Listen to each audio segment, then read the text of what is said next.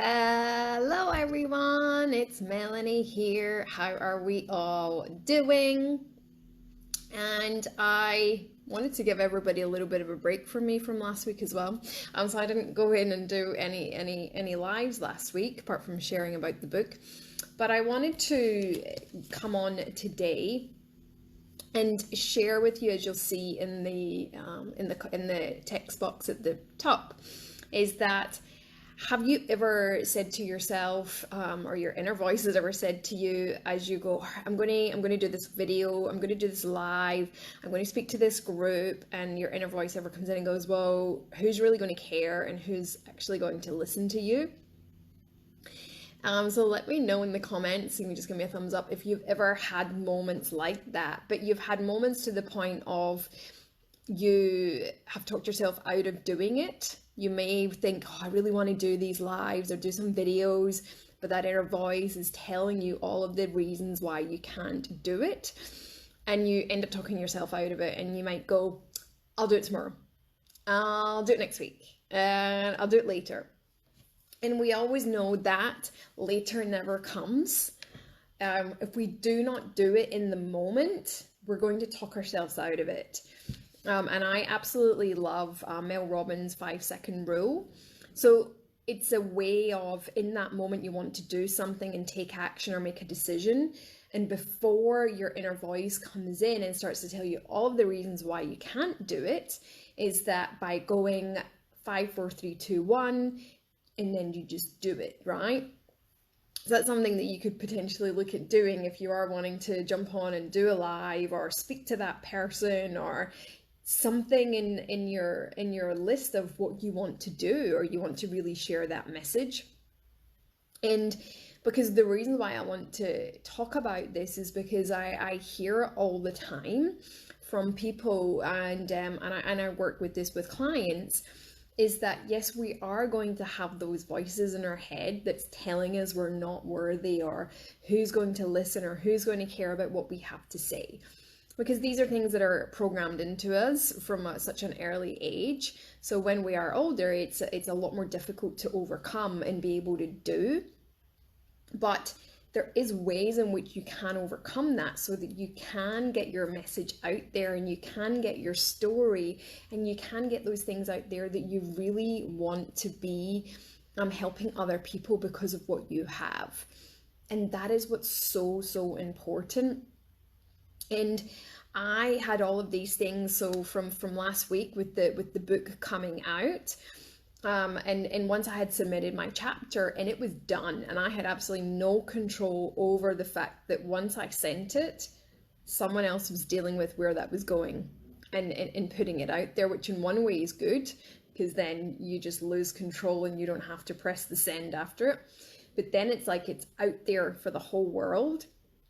And, you know, as much as it was an amazing week last week to have that, it was still parts of my inner voice that was coming in going, oh my God, like now it's out there and I actually can't do anything about it. But then I had to come back to the things around, you know, it is about my audience. It is about the people that I'm going to help, and doing it anyway, regardless of whether you have those inner voices or have those fears that you might have. For anybody joining now, yeah, let me know in the comments if you've ever had, you went to do something that was a little bit uncomfortable and you had those inner voices saying, you can't do that, or who's going to listen, or who's going to care about what you have to say. And I wanted to share a couple of things with you of what tends to happen when we are in those moments and it might hold us back, or we still do it, but we still have that inner voice even afterwards. And that can happen for a lot of people, is that you do it, but then coming away from it, you start to have the inner chatter, and you start to really just think to yourself, oh my God, like I've done it now, but who's going to listen to me and who's going to care? So what happens there is that when we put ourselves out there, we can then tend to seek external validation for what we have said or what we have done. And we have to look at it in ways that it's not about seeking other people's approval for what we do and what we say, because then all we're doing is giving away our power to other people. And it's about getting that inner confidence and clarity for yourself and being able to go out there and do that and not seeking external validation for doing it. Because then what happens is that every time we do something, we're consistently looking for someone to say, you did a great job, well done. But then what's going to happen on the days that you don't get that? So we have to be our own cheerleaders with having the validation for ourselves and knowing that we have done a great job. And the reasons why I say that is because I work with my clients around this as well. Of it tends to be as humans that we do seek that approval. However, it's still good to get feedback, but we have to be okay with the validation of having it for ourselves. So if you're someone that does seek that and you do like to have someone pat you on the back and say, great work, right? I hold my hand up and say, I do quite like that myself. But what I have learned to do is that I tell myself at the end of the day, so I write myself a letter each and every night, and before I go to bed, and I review my entire day, and I become satisfied with my day. I then review it and tell myself I've done a great job.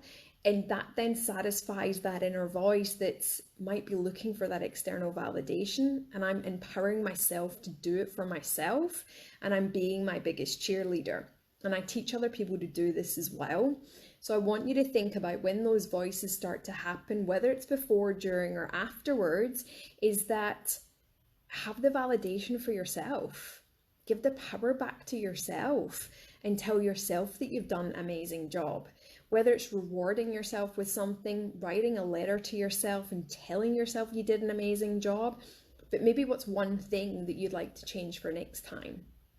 So that's one thing to think about being able to do. Then the second one is that I want you to think about that the message that you have, the story, the business, the organization, whatever it is that you absolutely love to share with people, is to think about it is that it's your message and about who you are and what you do to help people, is that it's greater than you. So put yourself in that situation that you're the vehicle to be out there and showcase that and share that with people, but it's actually greater than you. So then it's not a focus of it's about you. It's like your message is so much greater than the fear you might feel, the inner voice that's telling you who's going to care or listen. It is far greater than all of those things to really put yourself out there and get that message out there. It is so much more bigger than you. And then my last one is that I always like to say, this is a bit of a direct one, is my third one, is that I say to people, it's not about you and it's about those people that you can help. And whether that's one person each and every single time you speak or share, is that one person's out there waiting for you to share that message.